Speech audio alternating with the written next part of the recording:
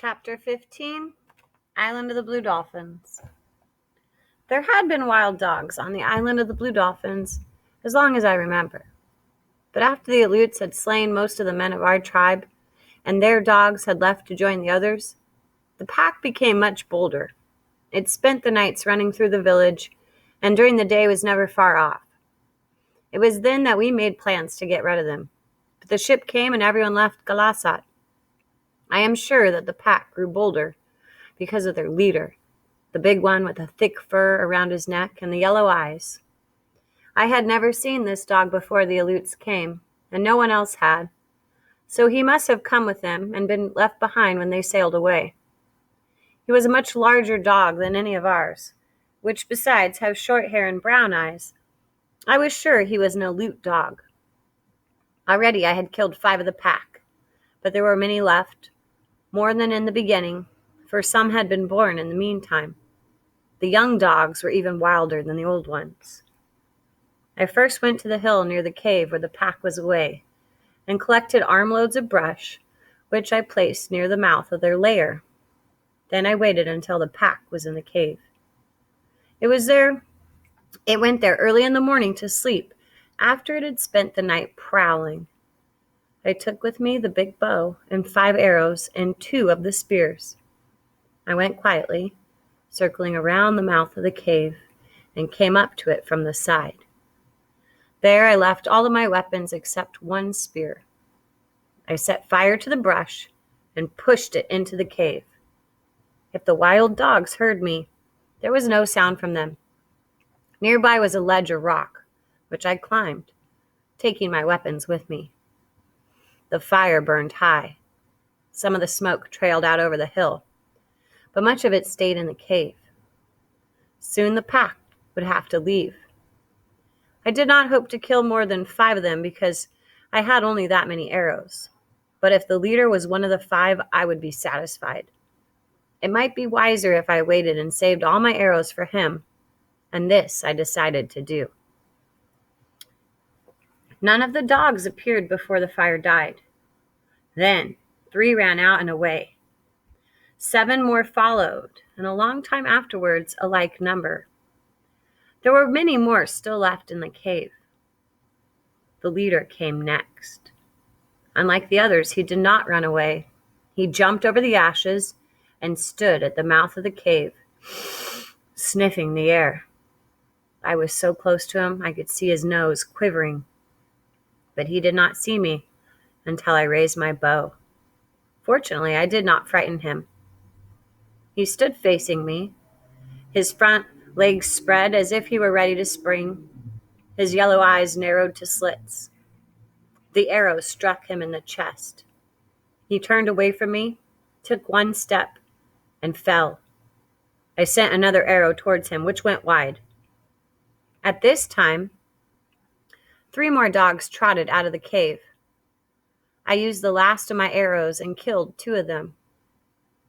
Carrying both the spears, I climbed down from the ledge and went through the brush to the place where the leader had fallen. He was not there.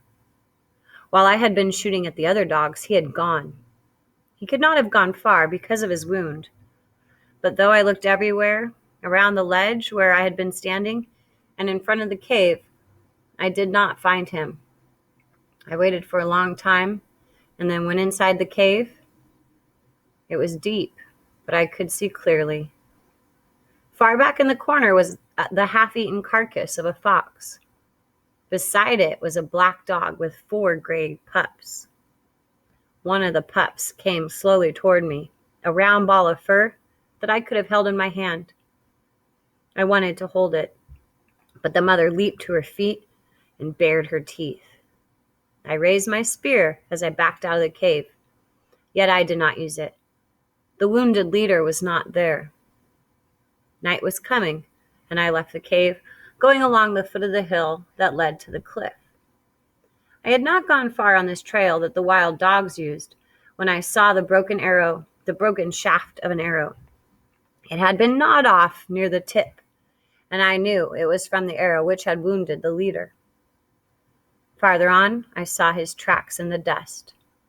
They were uneven, as if he were traveling slowly.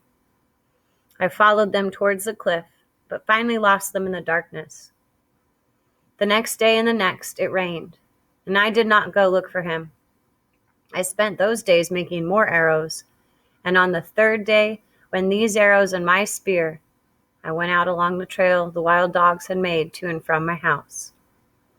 There were no tracks after the rain, but I followed the trail to the pile of rocks where I had seen them before.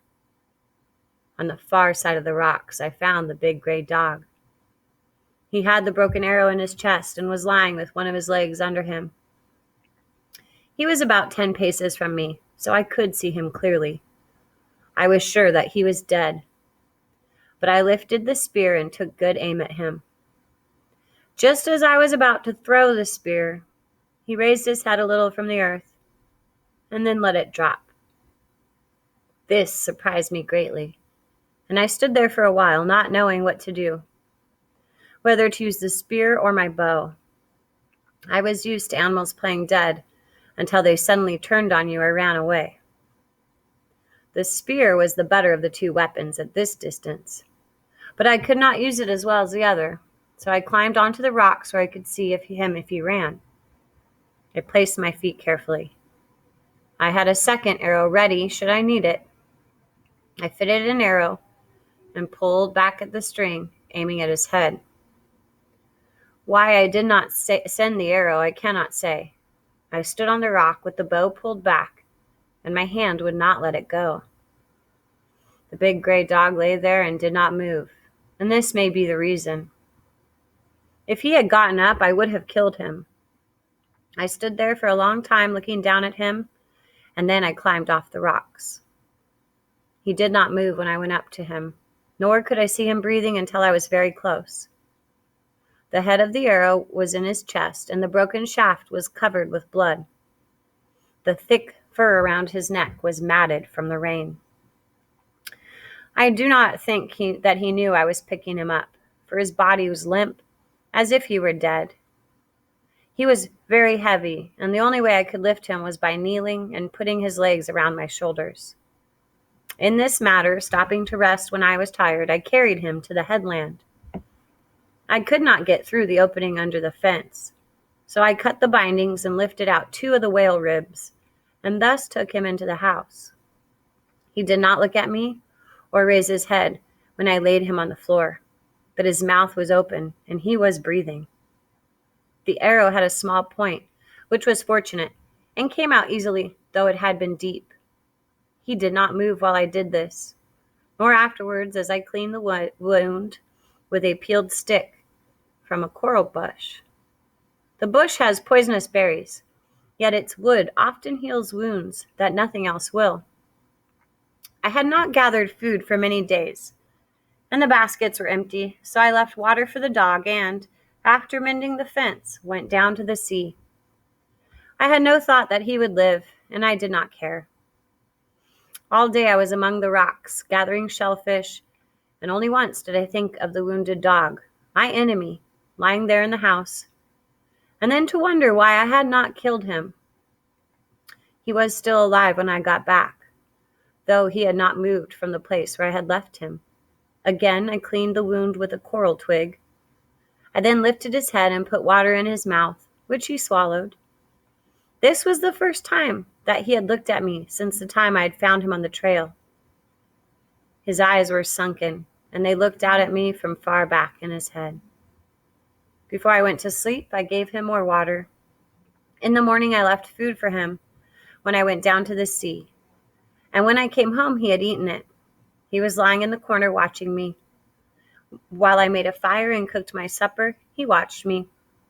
His yellow eyes followed me wherever I moved. That night I slept on the rock, for I was afraid of him. And at dawn, as I went out, I left the hole under the fence open so he could go. But he was there when I got back, lying on the sun with his head on his paws. I had speared 2 fish, which I cooked for supper. Since he was very thin, I gave him one of them, and after he had eaten it, he came over and lay down by the fire, watching me with his yellow eyes, that were very narrow and slanted up at the corners. 4 nights I slept on the rock, and every morning I left the hole under the fence open so he could leave. Each day I speared a fish for him, and when I got home, he was always at the fence waiting for it. He would not take the fish from me, so I had to put it on the ground. Once I held out my hand to him, but at this he backed away and showed his teeth. On the fourth day, when I came back from the rocks early, he was not there at the fence waiting. A strange feeling came over me. Always before, when I returned, I had hoped he would be gone. But now, as I crawled under the fence, I did not feel the same. I called out, "Dog, dog," for I had no other name for him. I ran towards the house, calling it. He was inside. He was just getting to his feet, stretching himself and yawning. He looked first at the fish I carried and then at me and moved his tail. That night I stayed in the house. Before I fell asleep, I thought of a name for him, for I could not call him Dog. The name I thought was Rontu, which means in our language, box eyes. End of the chapter.